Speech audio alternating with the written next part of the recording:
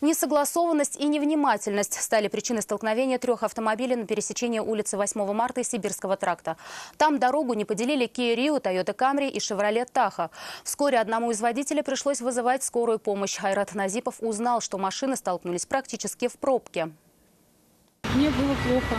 После столкновения участники аварии решили вызвать на место происшествия медиков. Помощь врачей потребовалась женщине-водителю «Тойоты», у которой резко ухудшилось самочувствие. Ей измерили давление и сняли кардиограмму. От госпитализации же она отказалась, ей стало лучше. Позже она рассказала, как произошла авария. Он поворачивал на красный, у нас был зеленый. Вот стоит впереди машина, тоже ехал на зеленый свет светофора. В предварительной версии Kia Rio и Toyota Camry ехали прямо по Сибирскому тракту. На пересечении с улицы 8 марта движение было очень сильно затруднено. Этим и воспользовался водитель «Шевроле», едущий во встречном направлении. Он решил повернуть налево, на улице 8 марта. Мужчину некоторые автомобилисты пропустили. Ехать им все равно дальше было некуда. За перекрестком была пробка, и выезд на него по правилам запрещен. Но женщина на «Тойоте» поехала дальше. Через мгновение в левый бок «Тойота» врезался «Шевроле», который после удара отбросил на Kia Rio. Я приезжаю, слышу, свист. То есть «Тойота» ехал по А-классе. Таха не увидел ее, потому что ее все пропустили, проход закрыт был автобусом. А кто виноват, как считаете?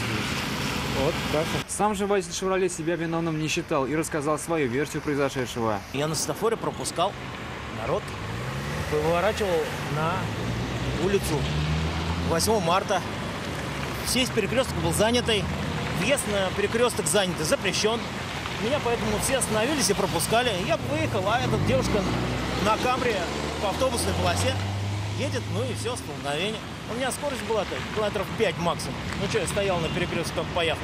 Она летела, а у меня просто 3 тонны машины. Никто из водителей не торопился считать себя виновным. Теперь, вероятнее всего, им предстоит детальный разбор в госавтоинспекции.